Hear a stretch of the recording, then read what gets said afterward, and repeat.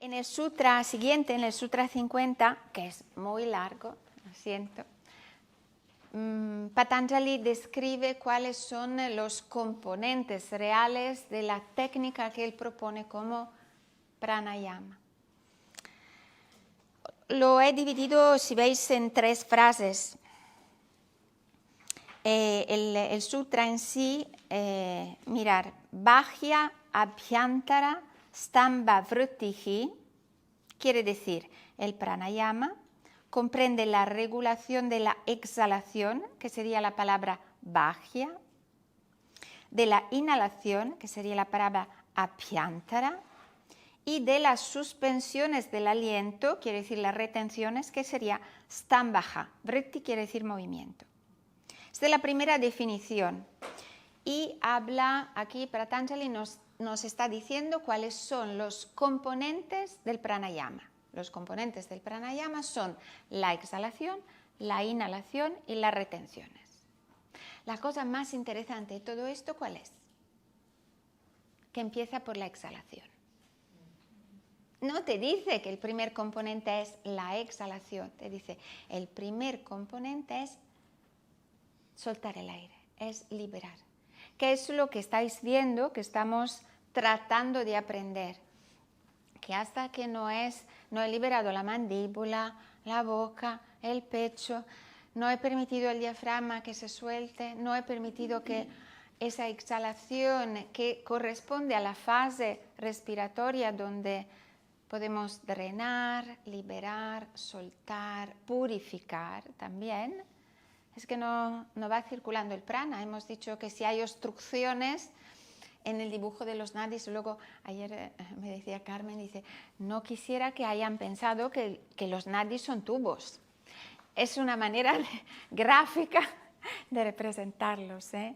En realidad es una estructura etérica, los nadis no se tocan ni lo podemos imaginar, y entonces esta es simplemente una simplificación, para que os dé una idea, que no corresponde a eso, pero el concepto que está detrás a esta idea que haya una estructura de algo que contiene algo que circula, esa imagen. Entonces, por eso, la primera parte que nos dice Patanjali es, estos son los componentes de la respiración. Suelta, aprende a soltar, de una buena exhalación surgirá una buena inspiración, porque solo si vacío los armarios, luego los puedo llenar. Eso las mujeres lo sabemos muy bien, cuando ya no sabemos dónde colocar la ropa que compramos. Y las retenciones, que serían el último paso también, aprender a ir integrando también en nuestra práctica respiratoria. La segunda frase que os he puesto hace referencia a las palabras desha, kala, samkhyabhihi, paridrishtaha. Entonces os he puesto, esto se realiza, quiere decir el pranayama se realiza modulando su lugar, la palabra desha quiere decir lugar, su duración, kala, y el número de sus repeticiones. Quiere decir que esta segunda parte de los sutras, del sutra, la palabra paridrishtaha quiere decir observar con atención, considerar atentamente. Estos 3 aspectos. Es muy interesante porque aquí nos habla ya de las técnicas. Esa es la técnica del pranayama, se hace teniendo en consideración el lugar, la duración y el número de repeticiones. El lugar puede ser muchas cosas. Pues el lugar es lo que hicimos ayer. Visteis en la práctica que hicimos a la tarde, que era una práctica enfocada al pranayama. El lugar a veces es poner las manos en un lugar y respetar o descubrir cómo se mueve esa parte del cuerpo. Puede ser tocando otras zonas del cuerpo. Entramos en la conciencia de ciertos aspectos. Pero el lugar puede querer decir más cosas. Si nosotros tratamos de conectar con 2 aspectos, 2 cavidades corporales, que en ese sentido sí que son 2 cavidades, porque además hay membranas que los contienen, que son la cavidad torácica y la cavidad abdominal, pero también son zonas donde aquí se manifiesta el prana, nuestro depósito del prana es la parte alta del cuerpo, y aquí apana, todo lo que se refiere a la eliminación. Y una de las cosas preciosas de la Bhagavad Gita, que dice en realidad que el pranayama es un gesto de ofrenda entre prana y apana, donde apana se ofrece a prana, que es la exhalación, va hacia arriba, va hacia la zona de prana, y prana, que es la energía de arriba, se ofrece a apana cada vez que inspiramos y baja el diafragma. Quiere decir que estas dos energías se van comunicando, se van transmitiendo, se van entregando la una a la otra, que es bellísimo, ¿no? Me ofrezco, el gesto de ofrecerse es un gesto de honrar, de dar valor al otro y también de integrarlo, ¿no? Hay un diálogo entre los otros y nos habla de una buena respiración, ¿no? Entonces, como imagen, si hablamos de lugares, también pueden ser lugares del cuerpo con una cualidad un poco más energética.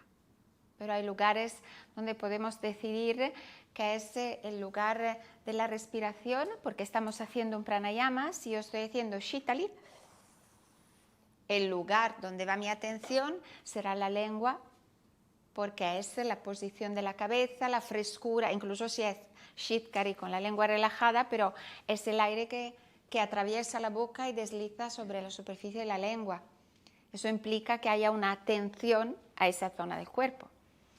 Si hago Ujjayi, la atención tiene que ir al paso estrecho de la glotis, que es el lugar donde yo genero esa sonoridad que me permite ese tipo de pranayama. Si estoy haciendo pranayamas regulados con los dedos, como puede ser en Nadi Shodhana, entonces la atención tiene que ir a la zona de la nariz o al entrecejo, que habitualmente es el entrecejo. Quiere decir que lugar hace referencia a un lugar específico de pranayama. Por eso se dice, como decía Víctor ayer, hay una atención, en cada pranayama hay una atención a un lugar, no a dos a la vez. Puedo hacer Ujjayi mientras hago Nadi Shodhana, porque la atención tiene que ir a un lugar diferente. Pero lugar puede decir también algo diferente, puede decir que yo estoy inspirando hacia la base de la columna, hacia el primer chakra, y exhalando hacia el séptimo, porque quiero conectar con el canal central, con Sushumna Nadi, conectar dos aspectos energéticos. Quiere decir que la palabra lugar la tenemos que entender no solo como un lugar físico, sino como un lugar simbólico, también energético y sutil, de comprensión del movimiento respiratorio en esos aspectos. La otra palabra es kala. Kala quiere decir duración, pero se refiere al componente más importante del pranayama, el ritmo. Mucho más importante que, como digo yo, meterse los dedos en la nariz, porque a veces se ven cosas terribles. Entonces, es el ritmo. El ritmo se refiere a la proporción entre una fase respiratoria y la otra. La proporción más fundamental es la proporción entre la cantidad de aire que queremos inspirar y la cantidad de aire que queremos exhalar. Ayer en la práctica que hicimos a la tarde, la atención era en alargar la exhalación. Utilizamos un gesto que se iba aumentando, utilizamos un sonido que iba alargándose, utilizamos pequeñas pausas, utilizamos la manera de contar tumbados, de utilizar un pranayama que favorecía el paso estrecho solo por una fosa nasal. Quiere decir, nuestro enfoque era en que la fase de la exhalación fuera más larga que la inspiración. Esa es una proporción, eso es un ritmo. Entonces, otras veces podemos querer igualar inspiración y exhalación, nos da un efecto más vitalizante, más energético, si queréis, más equilibrante, lo podemos asociar con una cualidad más mana, mientras que la cualidad de alargar la exhalación en general es más langana, porque tiende a favorecer un aspecto de calma mental, de relajación, por eso era más oportuno al final de la tarde, ¿eh? Pero bueno, como dice Víctor, son conceptos que van adaptados, porque puede que una persona a la mañana necesite calmar la mente, entonces igual una práctica activa para el cuerpo, más activante porque el cuerpo está poco tónico, pero un tipo de respiración que sea más calmante para la mente. En el caso, por ejemplo, que decía antes Víctor, de una persona que nos venga con una depresión, y entonces el cuerpo tiende a ser letárgico, con una cualidad tamásica muy, muy evidente, pero una mente rayásica que continuamente está en un bucle, no puede salir de allí. En ese caso, quizás una práctica que implique un gesto de abertura, de expansión de la caja torácica, de algo que le vitalice, que le enraíce, que sea más de pie, sea una cualidad más brahmana para el cuerpo, pero quizás haciendo los movimientos durante la exhalación o con un sonido, con el canto del mantra Shanti, que calma la mente, que ralentiza el flujo de esos pensamientos que pueden. Quiere decir que compensando, ¿no? El ritmo es muy importante. Entonces podemos o decidir un ritmo más realmente brahmana. Hay casos en que la mente se tiene que activar, despejar, hay una mente letárgica, una mente siempre enganchada al pasado, una mente siempre dudosa, siempre enganchada al miedo, a la inseguridad, y así, quiere decir, donde tamas, la cualidad de tamas, de la inercia, es muy enraizada y muy presente, quizás esa persona necesite un ritmo respiratorio donde haya un aspecto más evidente en la inspiración, donde pongamos el acento en que su inspiración poco a poco se vaya expandiendo.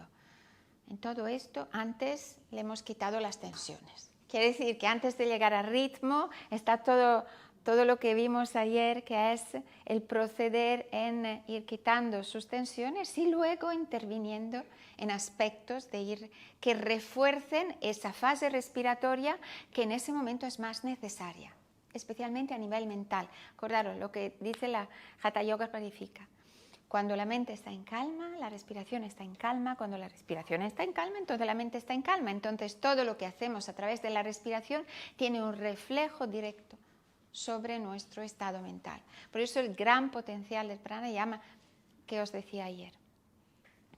Vendrían las retenciones, o cuando Patanjali habla precisamente eso de ritmos de duración, se refiere también a que puedan estar introducidos las retenciones a pulmones llenos, a pulmones vacíos, los kramas, como hicimos ayer, cualquier otra técnica, samavritti, quiere decir igualando las fases, o visamavritti, que quiere decir con ritmos desiguales, que decidamos elegir. Y la tercera palabra que utiliza es sankhya, el número de repeticiones. El número de ciclos que podamos repetir es importante. Es importante porque implica también un cierto tipo de intensidad. Por eso la pregunta que nos hacía ayer, el otro día Lola, que hoy no ha podido estar, que era entonces una respiración consciente ya es pranayama. No es suficiente. Quiere decir, es la antesala de pranayama porque pasa por una toma de conciencia, pero tiene que estar acompañada por un cierto número de respiraciones. Nosotros, en una práctica de una persona que tiene 20 minutos, esa práctica tiene ya que contener no solo asana, pranayama y meditación en 20 minutos. Tiene que tener todas estas cualidades y por eso utilizamos el cuerpo.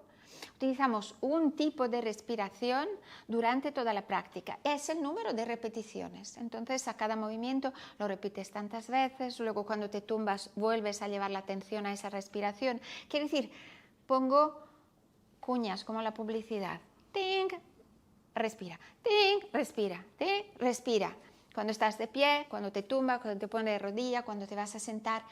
Lo invito a que la atención vuelva a la respiración. Eso hace que la práctica se transforme en un pranayama para una persona que no tiene el tiempo ni la experiencia, la mayoría de las veces, ni la capacidad de poder sostener la columna para poderse poner sentado y hacer un pranayama clásico. Tenemos que encontrar estrategias diferentes que nos ayuden a utilizar el gran potencial del pranayama sin hacer lo que podemos hacer en una clase grupal, que es al final de una buena clase de asana me siento y empiezo a respirar. Tiene que estar integrado, no siempre, porque a veces hay alumnos avanzados, alumnos que ya practican pranayama, entonces allí podemos hacer otras propuestas. La tercera parte de este sutra, que es Dirgha Sukshmaha. Aquí Patanjali nos habla de los efectos que tenemos que conseguir para que un pranayama se llame pranayama. Quiere decir, tenemos que conseguir que el efecto sea dirgha, quiere decir que la respiración sea larga, y sukshma, que quiere decir sutil. Si no terminamos una práctica de yoga y vuestra respiración no se ha hecho larga y sutil, entonces no tenía esa cualidad de pranayama. Si no terminamos un pranayama y nuestra respiración no se ha hecho más larga y más sutil, no era pranayama. Quiere decir que si era un Kapalabhati, no era un pranayama. Kapalabhati es una técnica de depuración, un kriya que se hacía tradicionalmente antes de otras técnicas de depuración para limpiar los nadis y favorecer entonces una circulación energética. Así como Vastrika, porque es muy difícil terminarlas teniendo una respiración larga y sutil. Entonces, Dirgha Sukshma, que son estas dos cualidades, se corresponden a lo que hemos hablado en asana, Sthira Sukham. No es asana si no tiene esa componente de atención, de alerta, de presencia física y al mismo tiempo esa cualidad relajada, no tensa, a nivel físico, a nivel mental y a nivel respiratorio en cada movimiento que hago. Lo mismo lo aplicamos a la respiración. Quiere decir, no podemos considerar que sea un pranayama si no termina con esta cualidad. Que esta cualidad, además, no tiene que ser solo respiratorio, pero sabemos que se traduce en una cualidad de la mente, en una cualidad de nuestra visión luego de la vida.